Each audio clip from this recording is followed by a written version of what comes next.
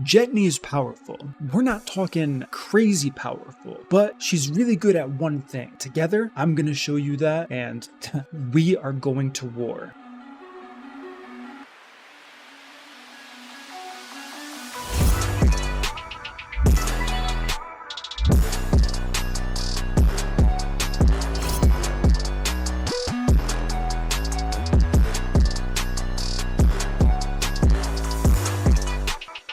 What up, team? It is MurderInc. We are on the test server with Jetni the Giant, the new fusion champion, coming out to everybody. She seems underwhelming overall, and you're right, she is underwhelming. However, she's really good at one thing, and that one thing is what I'm going to highlight in this video here today. So as far as the kit goes, we don't care about the stun, the defense down again. Ignore defense is okay.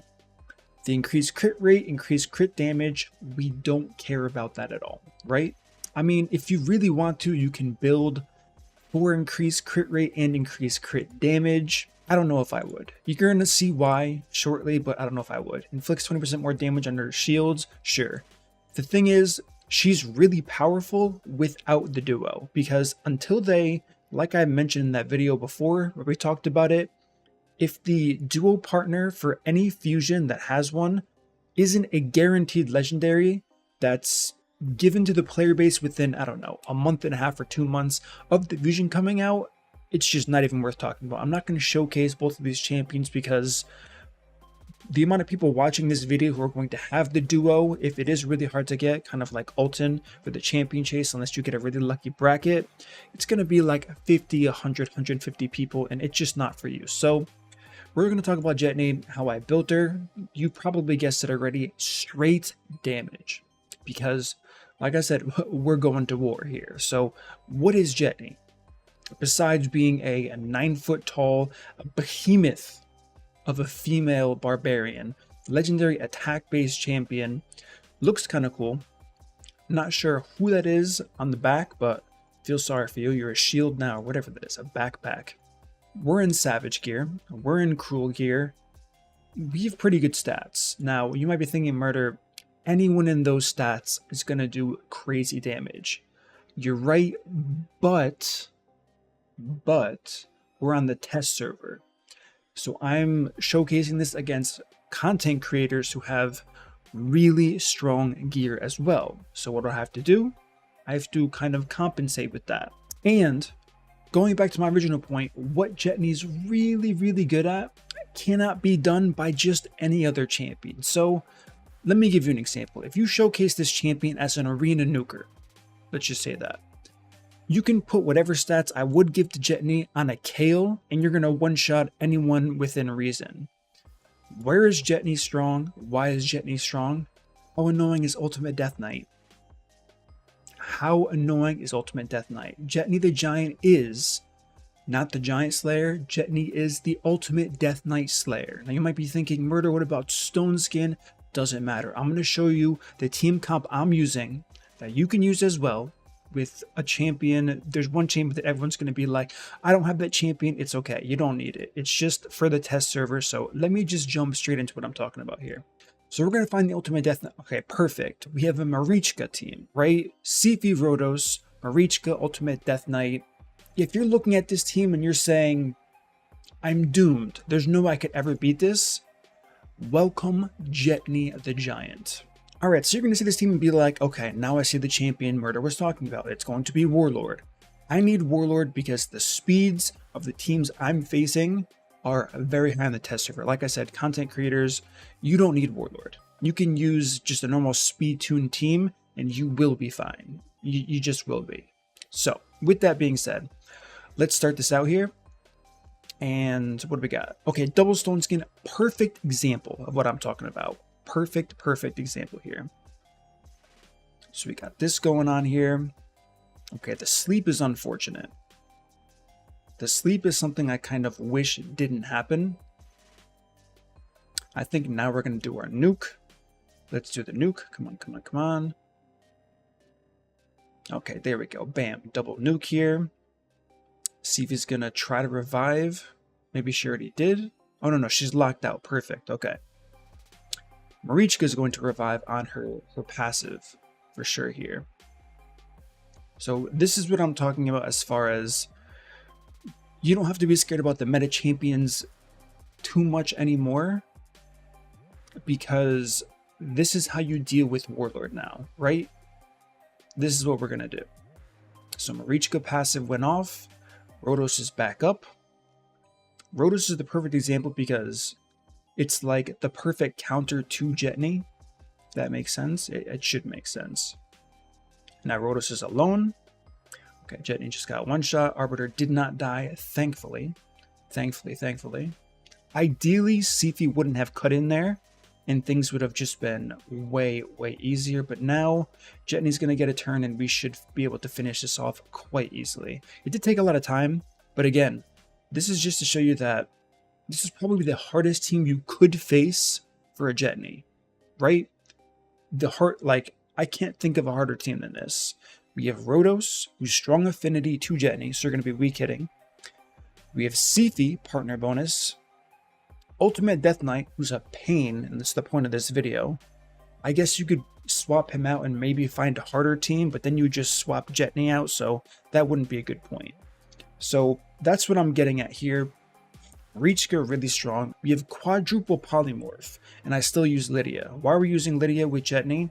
Because if Ultimate Death Knight is in Stone Skin gear, just kill everybody else. And if there's double Stone Skin, kind of like we saw, then he blocks the revive, and you're still fine. All right, let's see what do we got. Okay, here's a 3-man team.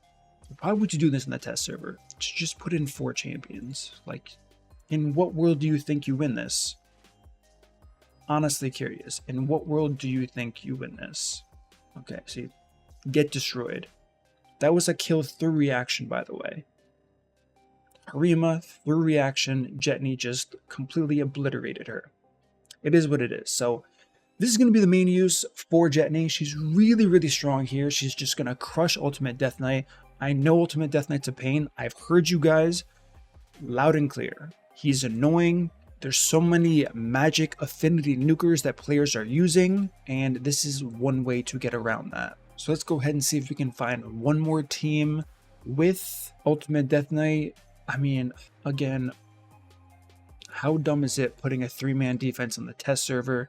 Okay, here we go. Perfect. Hey, this is kind of cool. Lydia, so this is like a resistance team with a reviver, block revive, Mountain King. This is a cool team. So let's see how Jetni does against this team here. Okay, Stone Skin, once again. Beautiful example of what we're talking about here. We got the lockout. Now Jetni's going to get a turn. Deleted. Now, yes, Ultimate Death Knight's annoying and Stonekin, but now we just wait. We just wait for this hopeless Ultimate Death Knight to run out of his Stone Skin, and now it's Jetni's turn, right? 1A1, dead. Need I say more? So if this doesn't convince you to fuse the champion, in my honest opinion, you shouldn't do it. I know there's going to be people who say, Murder, I fuse champions just because I can.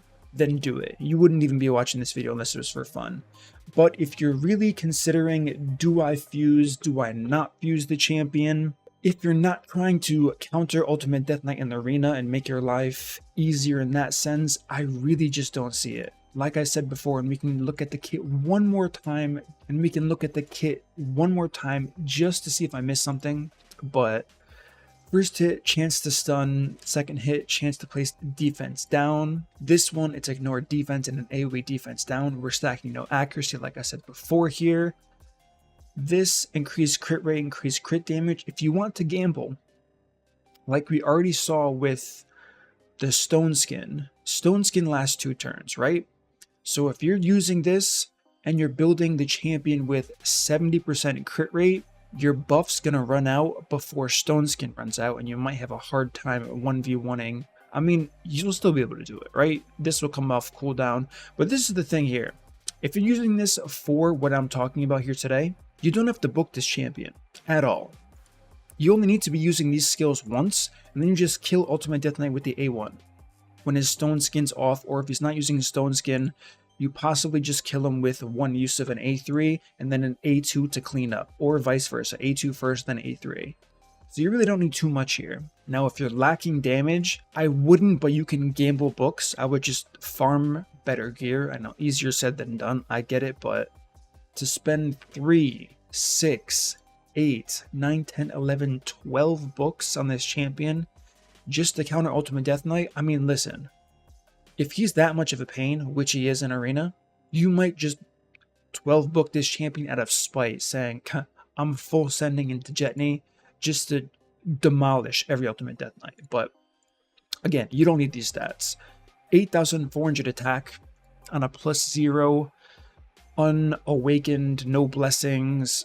You don't need this. This is way overkill. But for the test server, how the people I'm facing are building their Ultimate Death Knights, I mean, even still, I was kind of one-shotting everybody, so this is definitely overkill for that. But attack, focus on attack, crit rate, crit damage. You can gamble to 70%, whatever works for you. I highly recommend going the no book strat and not gambling with this in case there's stone skin. I think you might run into some problems there.